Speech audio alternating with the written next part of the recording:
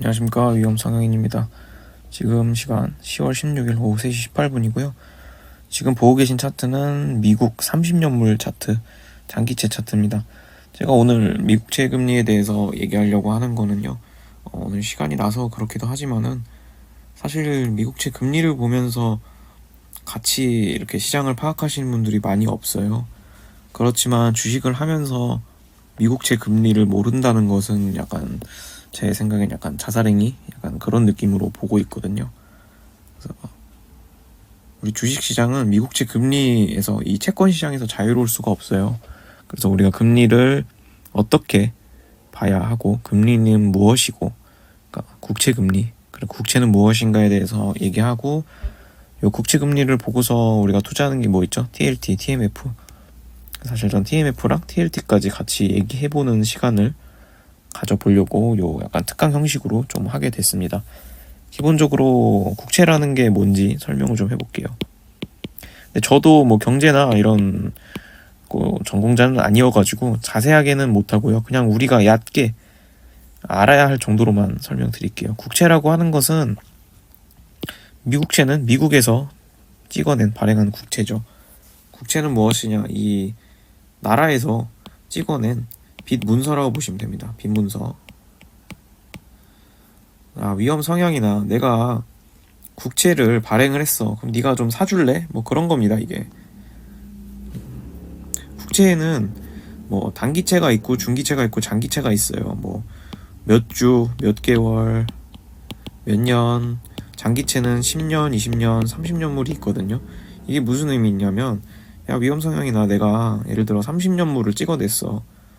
이거 네가 사줄래? 사주면 내가 30년 뒤에 금리를 줄게. 지금 4.3%거든요. 4.350%. 30년 뒤에 내가 금리 4.3% 줄게. 우리 빈문서 좀 사주라. 우리 이걸로 저기 사람들 뭐 복지도 해야 되고, 뭐 우리 뭐 이거 뭐 도로도 깔아야 되고, 뭐 이것저것 돈도 써야 돼. 뭐 그런 겁니다. 그런 거. 그런 거라고 보시면 되고. 기본적으로 우리나라에서도 국채를 찍어내지만 어쨌든 미국 국채가 조금 더 세계적으로 신뢰도 높고 인기가 많겠죠. 그럼 국채 가격은 어떻게 결정이 되느냐? 금리랑 반대입니다. 금리랑 반대. 금리랑 반대. 금리가 떨어지면 가격이 올라간다. 이런 개념으로 보시면 돼요. 금리가 떨어지면 가격은 올라간다. 이것만 기억하시면 됩니다. 반대라고 생각하시면 돼요. 사람들이 이걸 좀 많이 헷갈려 하거든요. 그러면 우리가 국채 금리가 결정되는 요인이 무엇이냐? 일단 첫 번째, 금리 결정이겠죠. 금리 결정. 금리 결정은 누가 하죠? 페드에서 하죠. 연방준비위원회. 뭐 빅스텝이니 자이언트 스텝이니 뭐 그런 거 있죠. 올리느니 내리느니. 여기서 금리를 내려요. 그러면 국채 금리는 내려가게 됩니다. 금리를 내릴 것 같아요. 그러면은 그 기대감으로 내리게 됩니다. 그래서 기본적으로 우리가 금리 결정 그게 있겠죠. 그 다음에 중요한 게 뭘까요? 물가입니다. 물가. 물가가 오를 것 같아. 물가가 오를 것 같아. 물가가 오를 것 같으면 금리를 못 내려. 금리를 못 내려. 못 내리면은 국채 금리는 올라갑니다. 국채 금리는 올라간다. 이걸 아셔야 되고요. 국채 금리 올라간다. 물가가 오를 것 같아. 그럼 물가를 보는 지표가 뭐죠, 우리가? CPI, 프라이스 인덱스라고 하죠. 그 다음에 PPI, 뭐 노동비용, 시간에 한 시간에 노동비용이 얼마나 드느냐, 이 고용에 있어서 우리가 인건비를 얼마나 써야 되느냐, 원자재 가격이 얼마나 올랐느냐 등등등등. 그래서 물가가 올라간다. 그 물가에 포함되는 거는 뭐 CPI, PPI, 노동비용 이런 게 있겠죠. 이런 게 있을 거고 물가가 중요했고, 그다음 물가에 또 있네요. 물가에 포함되는 개념이긴 한데 그다음 뭐가 있을까요? 유가가 있겠죠. 유가가 오르면 국채 금리는 무조건 올라갑니다. 유가가 오른다는 것은 모든 물가가 그냥 아무 이유 없이 오른다는 뜻이기 때문에 유가가 오르면 금리가 올라요. 네. 이 부분이 유가가 올라가면서, 그래서 매크로에 뭐가 있죠? 중동이 싸운다. 뭐 이란이랑 저기랑 이스라엘이랑 싸운다. 아니면 뭐 저기 뭐 해적이 나타나가지고 자꾸 물류를 막는다. 그럼 운송 비용이 올라가겠죠. 그럼 또 물가가 올라가는 거예요. 그러니까 국채 금리가 올라가게 되는 거죠. 국채 금리가 올라간다는 뜻은 그렇게 뭐 주식시장이 좋은 건 아닙니다. 해적이 나타나서 난리를 친다. 그 앞에 무슨 해협을 지나가야 되는데 거기를 걔네들이 노략질을 한다. 이란이 시켰다. 뭐 음모론이 있다. 뭐 그런 거 있죠. 그런 내용입니다. 그 다음에 이 물가 다음에 중요한 거는 경제 성장률입니다. 경제 성장률. 뭐로 볼 수 있죠? GDP. 우리가 그냥 GDP 정도만 보면 됩니다. 뭐 여기 뭐 GDI가 어쩌고 저쩌고 나오는데 그런 거는 우리 랩에서는 사실 필요가 없다. GDP가 올라가면 금리 못 내리겠네? 이렇게 생각합니다. 야, 위험 성향이나 지금 경제가 좋대. GDP가 좋대. 금리 내릴 수 있어? 그러면 아니 못 내리지. 금리 못 내려요. 금리 못 내리면 국채 금리는 올라가요. 기본적으로 국채라는 게 뭐죠? 위험 자산이에요. 위험 자산. 주식이랑 반대라는 거예요. 그럼 국채를 사람들이 언제 사고 싶을까요? 앞으로 경제가 안 좋아질 것 같고 미국이 약간 뭐 망하는 수준 아니지만 미국 경제가 안 좋아지는 것 같고 뭐 위험해지는 것 같고 그러면 이제 국채를 많이 산단 말이에요. 그럼 국채를 많이 사야지 수요가 많아져야 가격이 올라가잖아요. 금리가 싹 떨어지는 거예요. 인기가 많아져요. 그런데 경제가 좋아질 것 같아. GDP가 좋아. 그러면 국채 금리가 올라가겠어요? 아니죠. 국채 금리 떨어지겠어요? 아니죠. 경제 좋다 그러면 국채 금리가 올라가게 됩니다. 네. 경기 침체가 온다고 하면은 사람들이 다 국채 사러 가겠죠. 경기 침체가 온다 그러면 이제 금리가 떨어지는 거고, 금리 내린다 그러면 금리 떨어지는 거고, 이런 개념으로 보시면 되고. 그 다음에 5번째 또 중요한 게 뭐가 있을까요? 제일 중요한 겁니다. 이게 물가, 경제, 다 매크로 경제 같은 그런 내용이고, 그 다음에 고용이 중요하겠죠. 고용. 미국이 망할 것 같고 막 나라가 안 좋고 막 경기 침체가 올 것 같다. 거기에 이제 한 부분을 담당하는 게 고용입니다. 고용이 좋냐 안 좋냐. 이게 뭐 실업수당 청구 건수, 그 다음에 대놓고 우리 논판 페이블이라고 하죠. 고용 수치, 매달 발표된 고용 수치, 그 다음 실업률 같은 게 있겠죠. 이런 것들이 이제 안 좋을 것 같아. 뭐 갑자기 막 다 길거리에 막 거지들이 막 많을 것 같아. 이제 고용이 안 된대. 그럼 이제 위험해. 그럼 나 국채 사야겠어. 주식은 이제 망할 것 같아. 뭐 이제 사람들이 고용이 안 되는데 기업 실적이 나오겠어? 안 나오겠지. 위험 성향이나 뭐 사야 돼? 그러면 나라가 망할 것 같으면 국채를 좀 사는 게 맞지 않을까요? 이렇게 생각하면서 우리가 국채를 사게 된다는 겁니다. 그래서 국채 금리를 오르고 내리게 하는 요인들은 이 정도 굉장히 많습니다. 이래서 국채가 어려워요. 되게 어렵습니다. 이런 걸 다 이해할 수 있어야지 이제 국채가 오르락 내리락 한다. 이렇게 보시면 됩니다. 일단 뭐 위험 자산이다. 기본적으로 이런 거를 좀 생각을 하셔야 되거든요. 자, 그러면 앞서 제가 얘기했던 거를 국채 금리를 결정하는 요소들을 좀 볼게요. 이건 제가 우리 트레이딩 하는 데 있어서 제가 자주 보는 지표들이고요. investing.com이라는 데 들어가시면 무료로 볼 수 있습니다. 그래서 맨 처음 보이는 게 애틀란타 연방준비, 뭐 이게 애틀란타 페드예요. 3분기 GDP를 얼마로 예상하고 있느냐. 옆에 있는 건 예측치, 그 다음에 이전에 2분기에는 2.5%였다 이런 내용이고, 뭐 미국 경제가 안 좋네, 경기 침체네 뭐네 해도 2분기에 2.5% 나왔습니다. 이게 뭐 정부 지출이 됐건 뭐가 됐건 바이든이 돈을 풀건 뭐하건 어쨌든 2.5% 만들어냈다는 거예요. 2분기 때. 그리고 애틀란타 페드가 제일 정확하거든요. 거의 다 맞아요, 얘네가. 그래서 이전에는 우리가 3분기 2.5% 예측했는데 지금 예측은 10월 9일자로 봤을 때는 3.2% 예측한다 이겁니다. 그러면 경기 침체는 없다라고 현재 시장에서 인식을 하고 있다는 거예요. 뭐 다른 지표가 어쩌고 저쩌고를 다 떠나서 현재 시장은 경기 침체가 없다고 생각하는 거예요. 없다고 생각하는 거고, 그래서 앞으로 폭락할 일은 없다. 제 생각은 그런 거고, 그 아래 보면 뭐 3년물 국채 입찰 있죠. 이런 식으로 한두 달에 한 번씩 국채 입찰이 있기 때문에 입찰 결과 입찰이 안 좋으면 금리가 또 올라간다. 이런 게 또 있어요. 인기가 없다는 거죠. 인기가 없으면 국채 금리가 올라가는 겁니다. 그 다음을 볼게요. 그 다음에 나오는 게 이제 우리가 소비자 물가지수 CPI라고 하는 거고, MOM은 전달 대비 얼마나 올랐느냐. YOY는 9월로 봤을 때는 작년 9월에 비해 지금 9월 얼마나 올랐느냐 이런 거고, 사실 MOM은 0.1에서 0.2 정도 왔다 갔다 해야지 금리 인하 요건이 됩니다. 그래서 이 물가가 낮아야 금리 인하를 할 수 있고, 그래야 이제 국채 금리가 떨어지는 요건이 되죠. 물가가 낮아야. 그 위에 근원 소비자 물가 지수는 좀 더 핵심적인 물가들을 모아놨다 이런 거라고 보시면 되고, 좀 더 떨어지기 힘든 거긴 한데 이런 전문적인 거는 다른 유튜버 채널 보시면 돼요. 저는 앞으로 매크로 경제에 대해서는 이거 다음에는 설명을 잘 하지 않을 예정이에요. 제 차트는 사실 차트를 보는 데 있어서 매크로 경제도 다 녹여서 보는 건데 뭐 사람들이 뭐 이 주제에 대해서 그렇게 좋아하지도 않고, 그래서 저는 요거에 대해서는 어쨌든 언급은 이 이후에는 잘 하지 않을 예정이고요. 그 다음에 맨 위에 보시면 연속 실업수당 청구 건수, 맨 아래쪽에 보시면 신규 실업수당 청구 건수. 이것도 과도하게 많은 게 좋지는 않습니다. 사실은 이게 실업이라는 게 실업률과 직결되는 문제고, 이게 적당히 나와야 되고 컨센서스 가운데 있는 게 예상치거든요. 그걸 부합하는 정도로 나와줘야 주식시장에 폭락이 없어요. 그 다음에 뭐 4주일물, 8주일물, 뭐 30년물 국채 입찰 있거든요. 10년물, 20년물, 30년물 국채 입찰 같은 게 사실 이게 국채 금리를 가장 좌지우지 많이 하는 거고, 10년물, 20년물, 30년물 국채 입찰이 잘 안 되는 날에는 주식시장이 좀 떨어질 확률이 좀 높아서 이걸 좀 아시는 것도 중요하다고는 생각을 하고 있습니다. 그 아래 뭐 페드 밸런스 시트나 뭐 연방준비은행 지급준비금 잔액 이런 거 있는데, 사실 레포랑 역레포, 이제 여기서 돈을 어떻게 푸느냐에 대한 메커니즘 같은 경우는 제가 여기서 설명하지는 않을게요. 이걸 알고 있으면 정말 주식이라는 게 쉽거든요.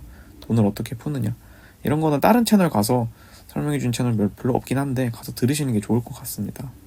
그 다음에 보면은 생산자 물가지수가 있어요. 아까 앞에서 얘기한 CPI 말고 얘는 PPI라고 하고요. PPI가 CPI 선행하는 지표입니다.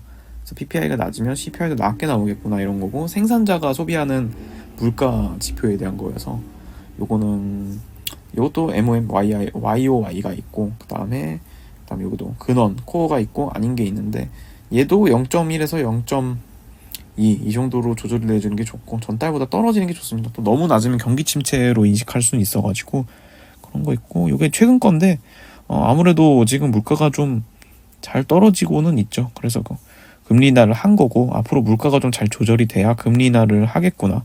그래서 금리가 떨어지는 요인이 됩니다. 맨 아래 보시면 미시간대 인플레이션 기대치가 있는데, 이 기대치도 사실은 낮게 나와주는 게 좋죠. 사람들은 인플레이션이 올라갈 거라고 생각하면 진짜 올라가게 됩니다. 떨어질 거라고 생각하면 사람들이 그에 맞게 행동을 하게 되고요. 그래서 이게 뭐 아주 그냥 금리를 좌지우지하지는 않지만 여기 좀 낮게 나와줘야 아무래도 금리가 좀 떨어지는 그런 감은 좀 있어요. 그래서 이 정도 참고해 주셔야 되고, 그 다음에 또 금리나 그 시장의 결정을 많이 내려주게 하는 게 ISM 제조업 지수라는 게 있어요. 그래서 여기서 고용, 신규 주문, 뭐 구매자 물가 지수 이런 게 있고, 여기서 물가는 확실히 지금 떨어지고 있는 모습이거든요. CPI랑 같이. 근데 이제 신규 고용 지수 뭐 이런 게 좀 떨어지고 있어서 좋지는 않고, ISM 고용 지수가 사실 미국은 뭐 제조업 국가가 아니긴 한데 이게 경기 침체냐 아니냐를 판단할 수 있는 좋은 지표이기 때문에, 요것들이 너무 떨어진다 그러면 경기 침체 내러티브가 생기면서 국채 쪽으로 좀 수요가 몰리고 국채 금리가 떨어지고 주식시장이 좀 안 좋아지는 그런 게 좀 있죠. 그래서 요것도 봐주시면 좋습니다. 그 다음에 중요한 거는 요게 이제 고용과 관련된 거고, 요거는 한 달에 한 번 거의 첫 주에 발표되는 건데, 이거 정도는 무조건 챙겨보시는 게 좋아요. 보시면 맨 아래 실업률 4.2%였는데 이번 달 발표된 거 4.1%까지 떨어졌죠. 사실 4.2% 이상 넘어가면 좋지 않습니다. 경기 침체를 반영하는 거기 때문에 그때부터 주식이 떨어지고 국채 금리가 떨어지면서 국채로 사람들이 몰릴 거예요. 그리고 중간에 보시면 그 고용지수 논판 페이롤 보시면 지난달에 뭐 엄청 안 좋았습니다. 그런데 이번 달에 200K대로 올라오면서 깜짝 이렇게 올라오게 됐죠. 그래서 고용이 좋다. 그래서 채권 금리가 유가와 함께 엄청 오르는 계기가 됐었고, 그래서 주식시장이 이제 경기 침체가 아닌가 보다 하면서 또 주식시장이 좀 올라주기도 했었죠. 그래서 요것 정도는 꼭 봐주셔야 되는 게 있어가지고 이렇게 알아서 잘 챙겨 보시라고 이렇게 좀 안내 좀 드려봤습니다. 다시 차트로 돌아갈게요. 자, 우리가 이제 30년물 차트로 돌아왔고, 요것은 이제 주봉입니다. 주봉이고, 자 보시면 30년물은 뭐 역사가 그렇게 길지 않아서 요 정도 있는 거 있고, 그래도 옛날부터 국채라는 건 있었기 때문에 국채 금리가 쭉 떨어졌습니다. 왜 그랬을까요? 우리가 금리를 쫙 계속 낮춰왔었고, 거의 뭐 코로나 시국 때 금리를 엄청 더 낮추면서 우리가 거의 제로 금리 시대였죠. 이때 돈 풀었고, 돈을 계속 풀었지만 이때 돈은 더 많이 풀었습니다. 돈을 엄청 많이 풀었어요. 2008년 금융위기 이후로 돈을 많이 풀었고, 코로나 때 돈을 더 풀었어요. 그래서 주식시장은 상승했던 거고, 국채금리는 거의 장기채가 0.7%까지 떨어졌었네요. 30년 돈을 맡기는데 이자가 0.7%였던 아주 그냥 기괴한 세상이었죠. 이때 그냥 국채 사지 말고 그냥 돈을 투자해라, 뭐 이런 느낌이었죠. 그래서 주식이 올랐던 겁니다. 그랬고, 우리가 기본적으로 보는 데 있어서 10년물이 표준입니다. 표준. 모든 것의 표준, 스탠다드라고 하죠. 이거를 이제 표준으로 봐야 되는데, 어쨌든 간에 제가 30년으로 보는 이유는 그 TLT나 이런 것들이 추종하는 것이 더 20에서 30년물이기 때문이죠. 그래서 그건 뒤에 설명하도록 하고, 자, 30년물은 어쨌든 이런 역사를 가지고 있습니다. 떨어졌었고, 이때 미친 듯이 오릅니다. 왜 올랐을까요? 이때 이제 엄청 물가가 오르면서 이제 연준이 부랴부랴 빅스텝, 자이언트 스텝 하면서 미친 것처럼 금리를 올립니다. 그러면서 국채 금리가 따라서 엄청나게 오르게 됐고, 이 0.5%에 달하던 것이 어느새 거의 5%대까지 올라왔었죠. 저는 미쳤다고 생각합니다. 미쳤다고. 그러면서 국채가 2년, 3년 동안 거의 똥값이 됐죠. 똥값. 국채금리가 아까 오르면 가격이 엉망이 된다고 했죠. 이때 국채 투자자들이 아마 죽어나는 시기였고, 최근까지도 국채가 계속 좀 힘들었죠. 그래서 저는 일단 여기서 앞전 내려오는 파동이 다 끝났다라고 생각하고, 여기서 한 파동이 끝났습니다. 1, 2, 3, 4, 5, 여기서 1, 2, 3, 4, 5, 1, 2, 3, 4, 5입니다. 그래서 여기서 한 파동, 1파가 끝났다라고 생각하는 사람이고요. 이 떨어지던 파동에 그냥 여기가 X파쯤에 반등 파동을 주고 다시 이 저점을 깨면서 거의 제로금리 시대로 돌아갈지, 아니면 여기서 1파, 그 다음 여기가 2파, 1, 2, 3으로 해서 다시 고금리 시대로 갈지는 저도 잘 모르겠습니다. 앞으로 대통령이 누가 돼가지고 금리 계속 내리라고 압박 줘서 금리를 제로금리까지 내려서 돈을 미친 듯이 풀 것인지, 아니면 인플레이션 시즌2가 와서 인플레이션이 다시 난리가 나서 물가가 올라서 못 살겠다 죽겠다 해서 폴 볼커 시대처럼 다시 금리를 미친 듯이 올려서 물가를 잡겠다, 때려잡겠다 하면서 다 같이 죽겠다 하는 이 인플레이션 시대가 올 것인지는 저도 잘 모르겠습니다. 차트쟁이로서는. 하지만 여기는 양방자리입니다. 양방자리인데, 일단 분명한 것은 이게 1파에 3파가 나오는 최악의 상황이라고 하더라도 어쨌든 간에 1파에 대한 되돌림, 0.38이 되돌림까지는 올 것이다 라는 게 저의 기본적인 전제입니다. 그럼 여기가 3.61%입니다. 30년물 기준으로. 지금이 4.3% 정도 되고요. 그러면 저는 4.3%부터 3.61%까지 더 심하면 3.45%까지는 내려올 것이다라는 게 제 생각입니다. 그 뒤에 반등해도 반등한다. 아니면 그 뒤에 반등 후 다시 떨어진다. 이런 그런 전제를 가지고 또 차트를 좀 볼게요. 자, 이제 시간봉적인 측면으로 보면 얘가 하나, 둘, 셋, 넷, 다섯으로 내려갈 거라고 저는 생각합니다. 여기가 X파, WX, Y, XZ, 여기가 Y파, 여기가 지금 X파, 다시 X파, 마지막 Z파가 남았다고 생각하고요. WX, Y, XZ로 내려가서 3.45에서 한 3.6, 아까 얘기한 대로 이쪽 레인지까지는 내려올 것이다 라고 생각하고 있습니다. 기본적으로 대통령이 누가 되든지 간에 내년에는 일단 금리를 내리고 볼 거라고 보고요. 그걸 선반영하면서 한 25년 1분기까지는 금리가 쭉 내려올 거다. 3.45에서 3.6 여기 레인지까지 30년물 기준으로 일단 그런 대전제를 가지고 있고요. 지금 그러면 우리는 어느 위치에 있느냐 좀 볼게요. 제가 생각할 때는 WX, Y잖아요. 여기 X파 여기 있는 겁니다. 지금 반등하는 측면에 있고, 그럼 여기를 좀 더 이제 자세히 봐야겠죠.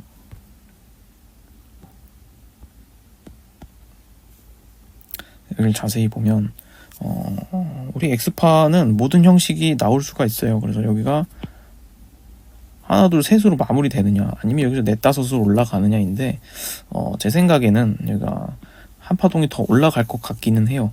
사실 저는 국채금리를 차트로 보는 게 되게 힘든 일이라고 생각하거든요. 저는 맨 처음에 국채금리를 좀 보는 게 차트가 맞지 않을까라고 했는데, 제가 작년 1년 내내 겪은 걸 보면서 좀 힘들다, 쉽지 않다 라는 거를 좀 많이 느꼈어요. 그래서 일단 지금 생각으로는 1, 2, 3, 4, 5입니다. 그래서 지금 여기가 4파인 것 같아요. 그런데 이 4파가 호락호락하게 여기서 뭐 그냥 이렇게 하고 올라가진 않을 것 같고요. 여기서 이런 식으로 삼각수렴을 그린다거나 아니면 뭐 이런 복합 조종을 주고 올라간다거나 그 형식은 아직까지는 잘 모르겠습니다.